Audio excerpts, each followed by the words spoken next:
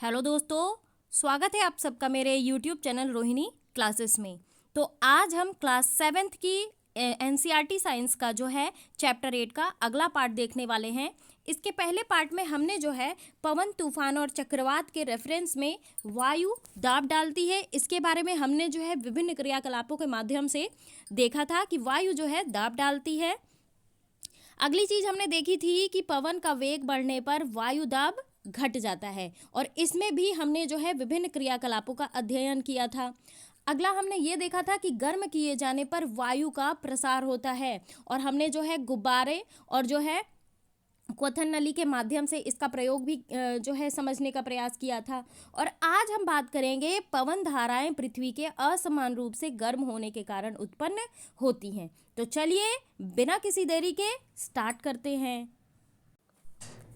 तो देखिए, बात करेंगे अब हम पवन धाराएं पृथ्वी के असमान रूप से गर्म होने के कारण उत्पन्न होती हैं। देखिए, यहाँ जो है ना, हम कुछ स्थितियों का विवरण जो है प्रस्तुत कर रहे हैं जिसके कारण पृथ्वी के वायुमंडल में पवन धाराएं उत्पन्न होती हैं।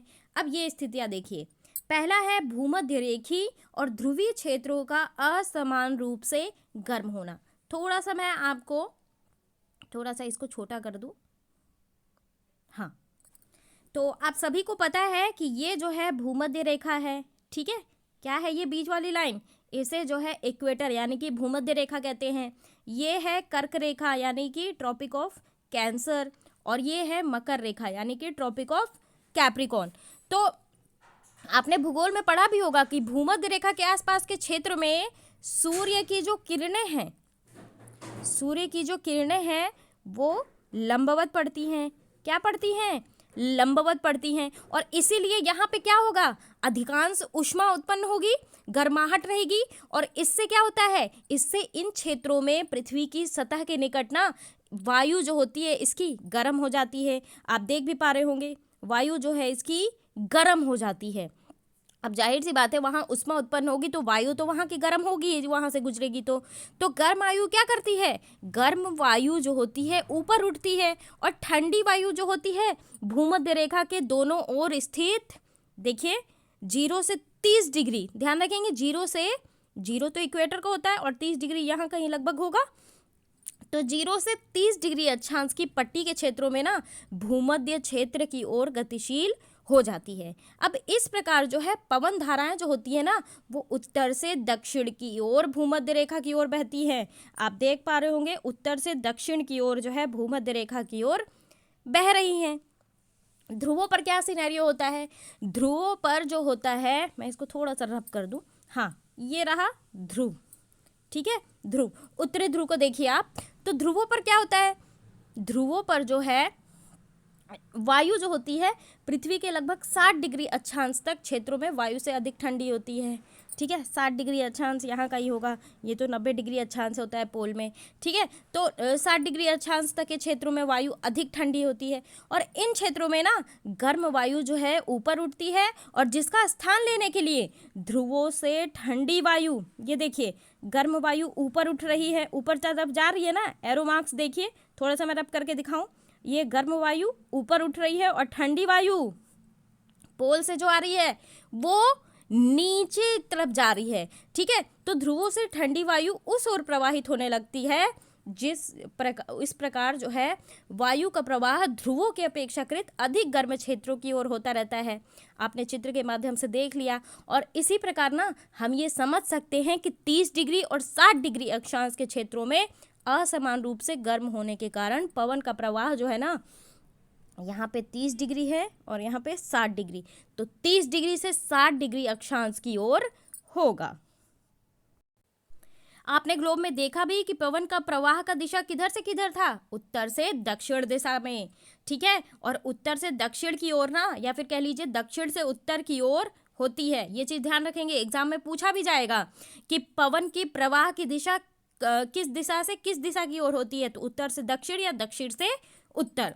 तो दिशा में ये परिवर्तन जो होता है ना, ये पृथ्वी के घूर्णन का कारण है। जो पृथ्वी अपने अक्ष पे घूर्णन करती है ना, इसी कारण करती है, ये चीज आपको ध्यान रखना है। अगला, थल और जल का असमान रूप से गर्म होना, इसका भी रीजन देखा है। हमने जो है अध्याय 4 में समुद्र समीर और थल समीर के बारे में पढ़ा है। अगर आपने ना देखा हो तो क्लास 4 जो है अध्याय 4 जो है ज़रूर पढ़िए, बहुत अच्छी तरीके से मैंने समझाया भी है उसमें। देखिए गर्मियों में क्या होता है, गर्मियों में थलीय क्षेत्र अधिक तेजी से गर्म होता है ना। आप अगर नंगे पैर फर्श में जाओ तो क्या होता है, गर्म लगता है, बहुत तेज गर्म लगता है। और अधिकांश समय थल का तापमान जो होता है समुद्री जल की अपेक्षा अधिक रहता है, एज यूजुअल बात है। तो थल के ऊपर की वायु ना गर्म होकर ऊपर उठती है, क्योंकि हमने ये पढ़ा है कि गर्म वायु जो है ऊपर उठती है। इससे क्या होता है, इससे पवन जो है समुद्र से थल की ओर बहती है। क्या होती है, इससे पवन जो है समुद्र से थल की ओर बहती है, और ये जो है मानसूनी पवन होती है। मानसून शब्द की उत्पत्ति जो है अरबी शब्द मौसम से हुई है, जिसका अर्थ होता है ऋतु। ये मैंने थोड़ा सा छोटा कर दिया है क्योंकि आपको मैं फिगर भी दिखाना चाह रही थी। तो ये जो थल है ना, ये राजस्थान के मरुस्थलों में असमान तापन से ग्रीष्म काल में जो है दक्षिण पश्चिम दिशा में मानसून निर्मित जो है होता है। और ये जो है ना मानसूनी पवन अपने साथ हिंद महासागर से काफ़ी जलवाष्प लेकर आती हैं। अब ये पोर्शन देखिए, ये तो इधर जा रही है पवन, ठीक है, और ये जो है नीचे की तरफ आ रही है। तो ये शीतकाल में थल और जल असमान तापन के कारण उत्तर पश्चिम की अपेक्षाकृत ठंडे स्थानों में आते हैं, और ये जो होती है ना, ये शीत पवन अपने साथ जलवाष्प लाती हैं, और इसीलिए ना शीतकाल में वर्षा भी कम होती है। ये आपको ध्यान रखना है। अब देखिए शीतकाल यानी कि सर्दियों में पवन के प्रवाह की दिशा विपरीत हो जाती है, यानी कि ये जो है थल से समुद्र की ओर बहती है। देखिए गर्मी में क्या हुआ था, गर्मी में जो है उत्तर दक्षिण दिशा में होती थी, और ये जो है शीतकाल में जस्ट उल्टा हो जाता है। ठीक है, ये चीज़ आपको ध्यान रखना है। आगे बढ़ते हैं। तो समुद्रों से आने वाली पवन जो है ना अपने साथ जलवाष्प लाती है, और जिससे क्या होती है, जिससे वर्षा होती है, उत्तर पूर्वी वर्षा होती है शीतकाल में। ठीक है, और बाकी जब वर्षा के टाइम पे जो है, जब बारिश का सीज़न आता है तो उसमें जो है दक्षिण पश्चिम मानसून से जो है वर्षा होती है। और ये जो प्रक्रम है क्या कहलाता है, जल चक्र, वाटर साइकिल।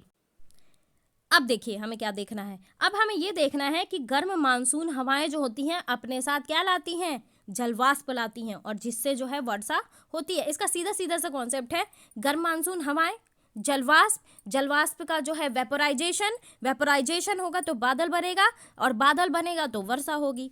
तो बादल वर्षा लाते हैं, आप सभी को पता है, हमें आनंद का अनुभव कराते हैं। हमारे देश में किसानों के लिए देखिए अपनी फसल के लिए प्रमुख रूप से किस पे निर्भर है, वर्षा पे ही तो निर्भर है। बादलों और वर्षा से संबंधित अनेक लोकगीत भी प्रचलित है ना, टिप टिप बरसा पानी, है ना गाना। और बारिश पे बहुत सारे गाने बने हुए। और यदि आपको ऐसा कोई गीत या कविता याद हो तो अपने मित्रों के साथ उसे गाकर आनंद उठाएं। और आपकी सहायता के लिए एक कविता बॉक्स में दी जा रही है, आइए हम सब भी उसे देखते हैं।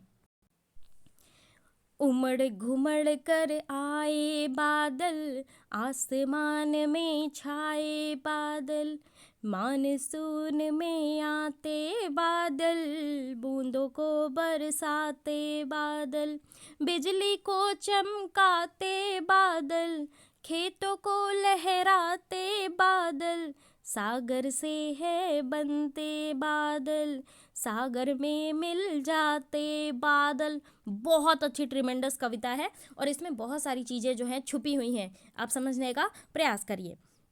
आगे बढ़ते हैं। यानी कि कहने का मतलब ये है कि वर्षा जो होती है ना सदैव सुखदायी नहीं होती, कभी कभी वर्षा जो होती है ना अनेक समस्याओं को भी जन्म देती है। क्या आप ऐसी कुछ समस्याएं बता सकते हैं? कमेंट बॉक्स खुला है आपके लिए, ठीक है। तो देखिए कुछ प्राकृतिक घटनाएं जो होती है ना ऐसी परिस्थितियों को जन्म देती हैं जिससे कभी कभी आपदाएं आती हैं। आपने देखा भी होगा कि यहाँ चक्रवात आया, वहाँ चक्रवात आया, यहाँ तड़ित झंझा गिर गया तो इतने लोगों की मौत हो गई, चक्रवात से इतना ज़्यादा पानी हर जगह भर गया। और इससे क्या होता है, इससे मनुष्यों, जंतुओं और पादपों के जीवन के लिए ना संकट उत्पन्न हो जाता है। अब आइए देखते हैं दो घटनाएं, ठीक है, यही है आपदाएं, एक है तड़ित झंझा और एक है चक्रवात। तो अब बात करते हैं हम तड़ित झंझा और चक्रवात। सबसे पहले देखते हैं तड़ित झंझा के बारे में। तड़ित झंझा, तड़ित यानी कि बिजली, झंझा मतलब कि झटका, ठीक है। तो भारत जैसे गर्म, आर्द्र, उष्णकटिबंधीय क्षेत्रों में अक्सर विकसित होते रहते हैं ये तड़ित झंझा।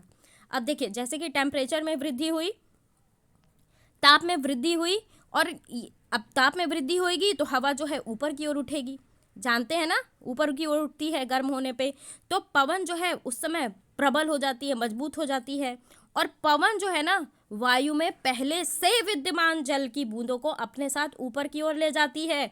अब ये देखिए कि जहाँ ताप कम होने के कारण वे जम जाती हैं और पुनः जो है नीचे की ओर गिरने लगती हैं, यानी कि गिरती हुई जल की बूंदें और तीव्र वेग से ऊपर उठती हुई वायु का परस्पर क्रिया से क्या होता है, बिजली कौंधती है, और जिससे ध्वनि उत्पन्न होती है। जब जनरली देखते होंगे बारिश होती है तो जो है तड़ित झंझा आपको सुनाया जाएगा, बहुत तेज आवाज़ आती है, हम डर भी जाते हैं, है ना, तो वो क्या है, तड़ित झंझा। अब देखिए, बारिश की बूंदें मान लीजिए ऐसे झमझम झमझम गिर रही हैं, ठीक है, और तीव्र वेग से पवन जो है ऊपर की ओर उठ रही है, तो क्या होता है, वायु की परस्पर क्रिया होती है इस जल से, ठीक है, इस जल से परस्पर क्रिया होती है और बिजली कौंधती है, और जिससे ध्वनि उत्पन्न होती है, और इस घटना को हम कहते हैं तड़ित झंझा।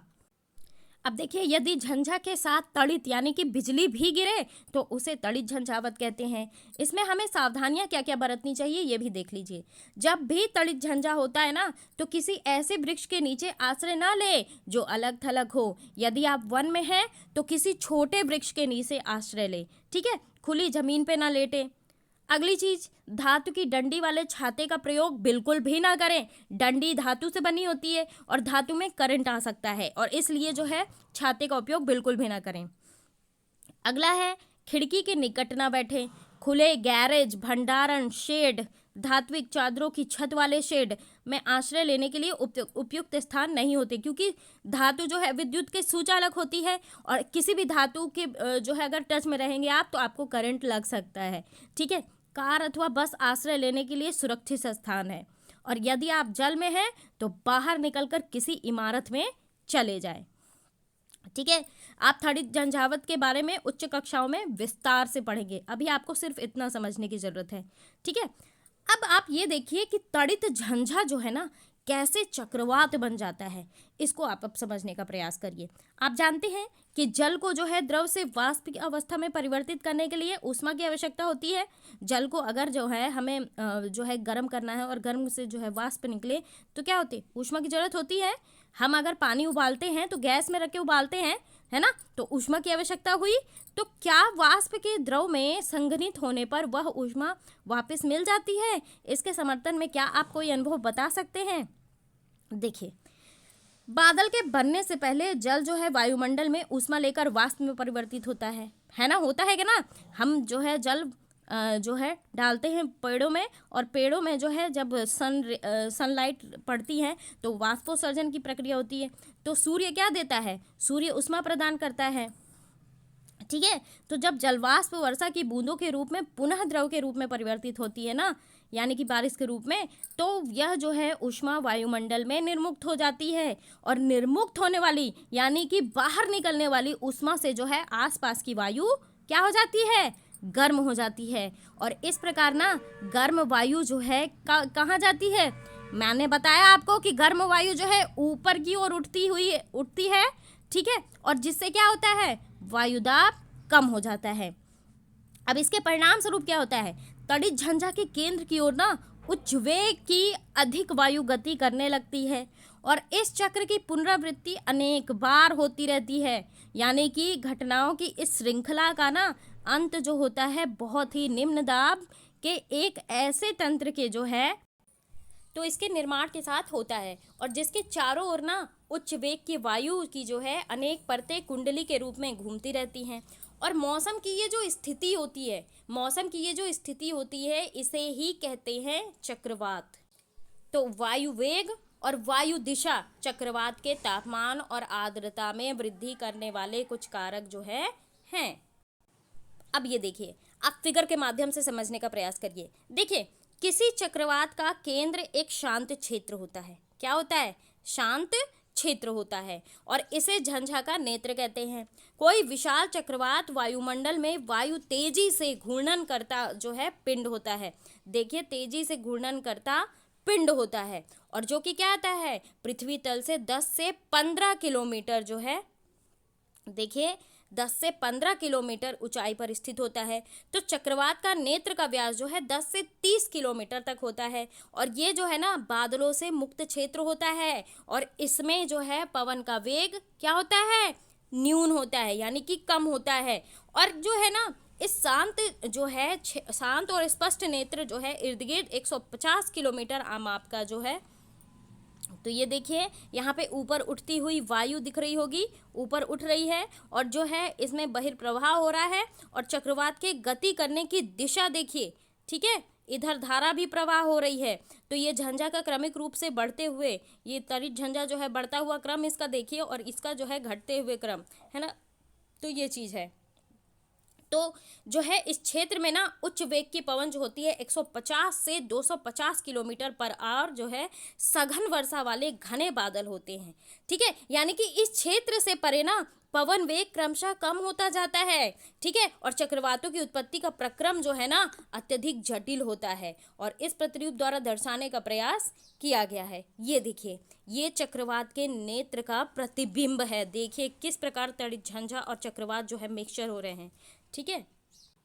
चलिए, हमने चक्रवात के बारे में तो देख लिया। अब हम आगे की वीडियो में देखेंगे चक्रवातों द्वारा होने वाला विनाश और जो है हम रिवाइज भी करेंगे कि चक्रवात क्या होते हैं। क्यों क्या होता है ना कि वीडियो शुरू करने से पहले हम अगर पिछला रिवाइज कर लेते हैं तो हमारा जो है रिकॉल हो जाता है, इससे हमें चीज़ें जो हैं याद हो जाती हैं। तो कैसा लगा मेरा ये वीडियो जरूर आप मुझे कमेंट बॉक्स में बताएं। गाइस, चैनल को सब्सक्राइब ना किया हो तो जरूर कर लें और बेल आइकन प्रेस करना बिल्कुल भी ना भूलें। गाइस, वीडियो को शेयर कर दिया करिए। Thank you very much.